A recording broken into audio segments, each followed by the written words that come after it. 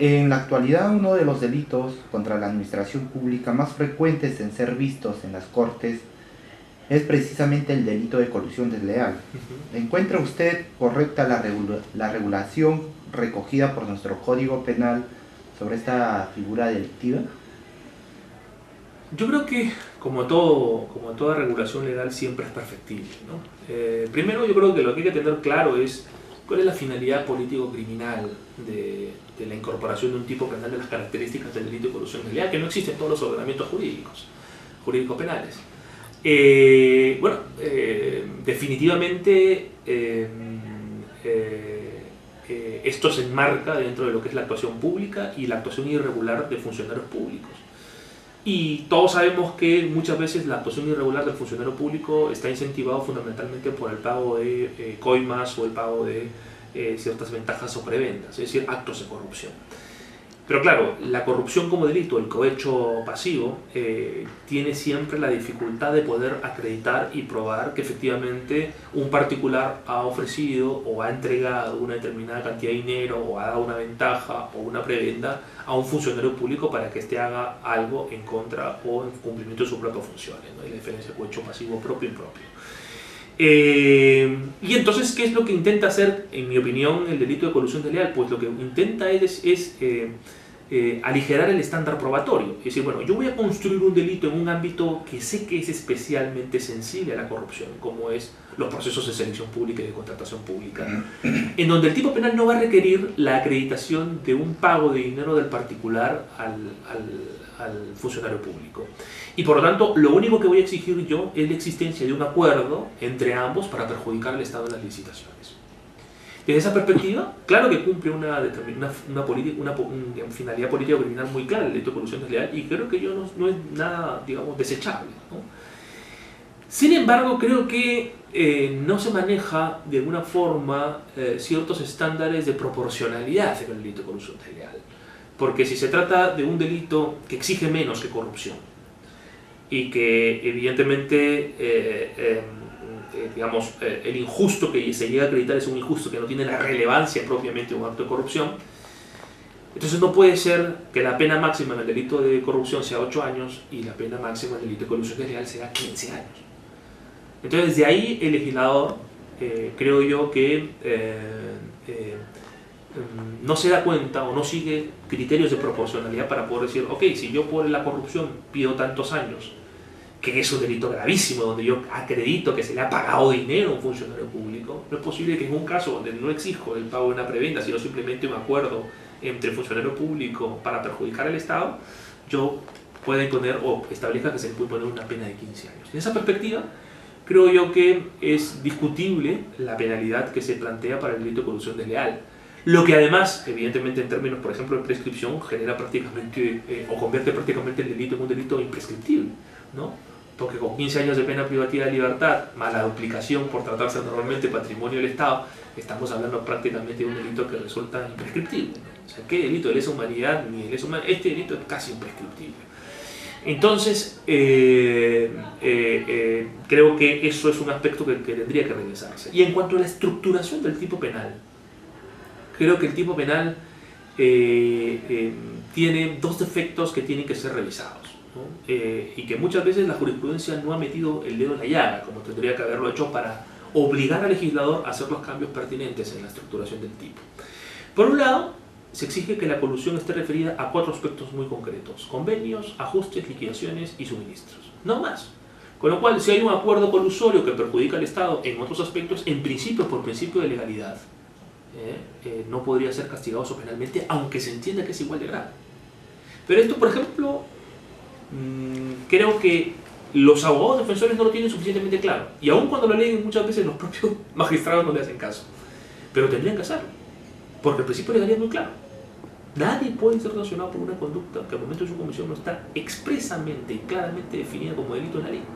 Si la ley define la colusión desleal en términos de acuerdo colusorio en 4 aspectos, si la colusión es en otros aspectos distintos son 4, entonces la conducta no se subsume en el tipo penal. Podemos llevar otro tipo penal, pero no el de colusión desleal.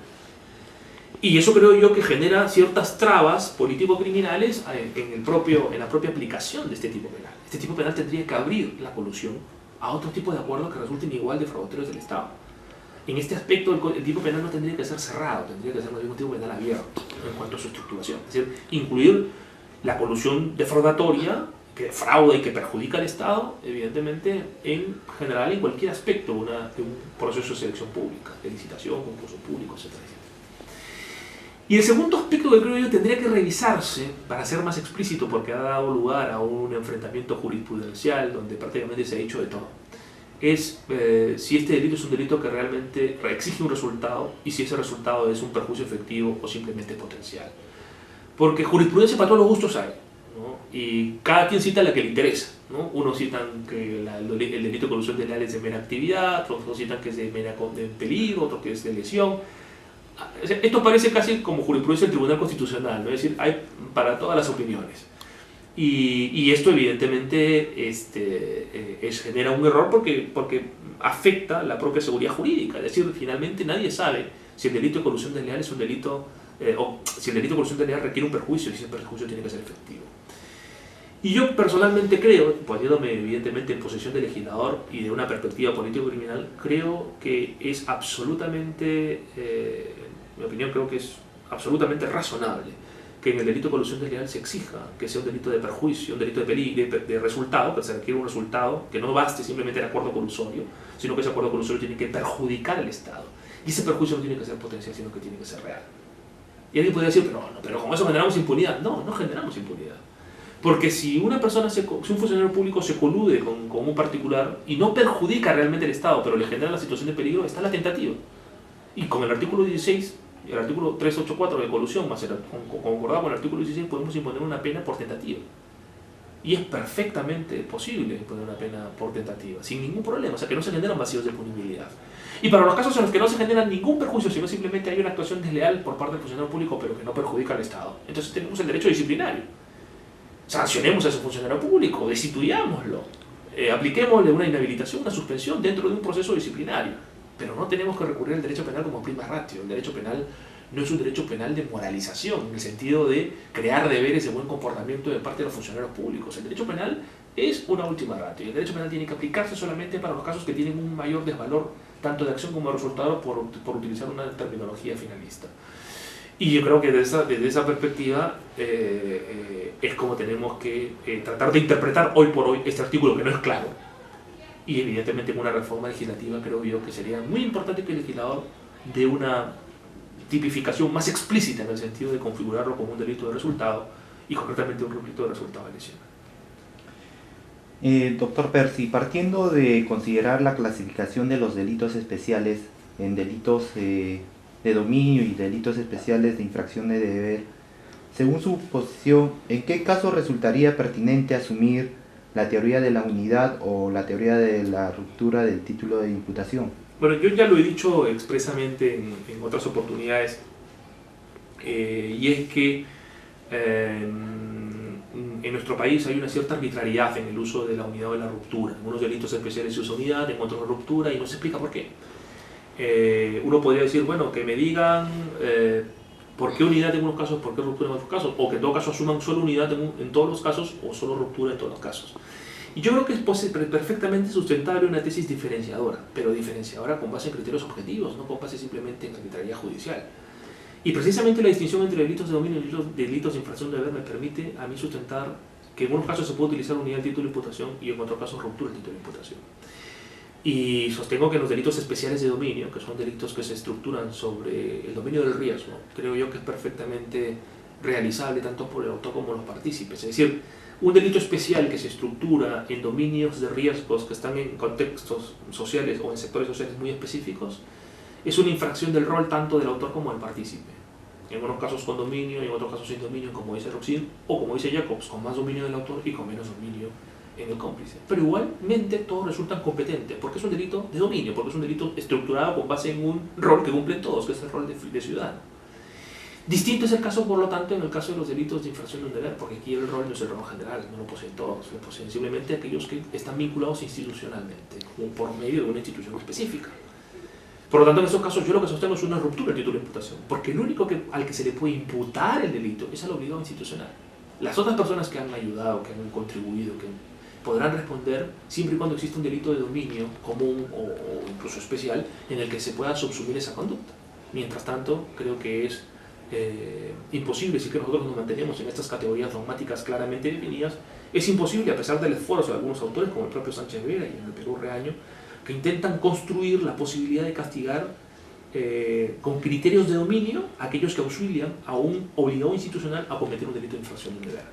Eso yo creo que en el fondo rompe las líneas de argumentación, en mi opinión, respetando la opinión claramente del resto, creo que rompe con las propias categorías conceptuales de los delitos de dominio y delitos de infracción de un deber. Doctor Percy, en cuanto al bien jurídico protegido,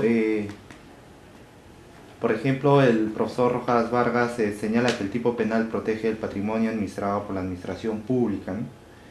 Doctor, usted hace referencia a que el sustento de la prohibición no está en la generación de un perjuicio al Estado o al sistema económico, sino en el irregular desempeño funcional del funcionario público, ¿no?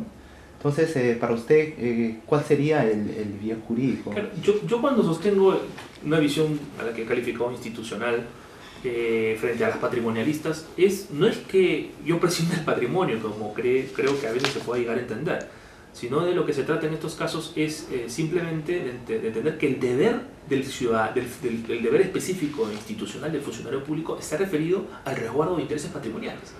Es decir, el funcionario público tiene deberes de protección patrimonial frente al Estado. Tiene que proteger los intereses patrimoniales del Estado en los procesos de selección. Y no puede perjudicar al Estado coludiéndose con el particular. Es decir, que esa es precisamente la visión clásica, de alguna forma, la que llevó el cambio del bien jurídico, de la visión que tenía Feuerbach del bien jurídico como derecho subjetivo, a la visión que tuvo Birnbaum como bien jurídico, como un objeto, independientemente de si está vinculado a un sujeto. Yo lo que intento es, de alguna forma, no con las mismas características de Feuerbach, evidentemente no tengo tal pretensión, por favor, Dios me libre, pero lo que intento es regresar a ver el bien jurídico funcionalizado, como diría Belzel, es decir, no verlo como objetos valorados positivamente, como objetos de un museo que están ahí simplemente paralizados, ¿no? Fosilizados, y simplemente nosotros los vemos y los apreciamos, sino que están en constante movimiento, en interactuación, es decir, colocado en las relaciones intersubjetivas entre las personas. Por lo tanto, el patrimonio no se protege en cuanto a patrimonio en sí mismo, sino siempre vinculado a prestaciones generales o específicas de los ciudadanos o de personas que tienen una posición institucional concreta. Entonces, el patrimonio del Estado se protege claramente en el delito de colusión desleal desde una lógica del cumplimiento de un deber específico institucionalmente configurado de un funcionario público. Con lo cual, no es incompatible sostener la lógica de un delito de infracción de un deber con entender que ese delito de infracción de un deber también tiene una expresión patrimonial, ¿no? Si no, por ejemplo, el delito de infidelidad patrimonial en Alemania, sobre todo en la vertiente de infracción del deber de infidelidad, no sería un delito patrimonial porque es un delito de infracción de un deber, lo que evidentemente nadie sostiene en Alemania. Bueno, les agradezco muchísimo realmente la entrevista y espero, pues, no sé, tener otra oportunidad de poder discutir de todos estos temas que han sido súper interesantes. Doctor, de lo contrario, en nombre de todos los muchachos de Alerta Informativa, le agradecemos por esta entrevista y eliminarnos en la dogmática penal y en lo que viene a ser también el nuevo Código Procesal Penal, ¿no? No, encantado y siempre a su disposición. Muchas gracias. Muchas gracias, doctor.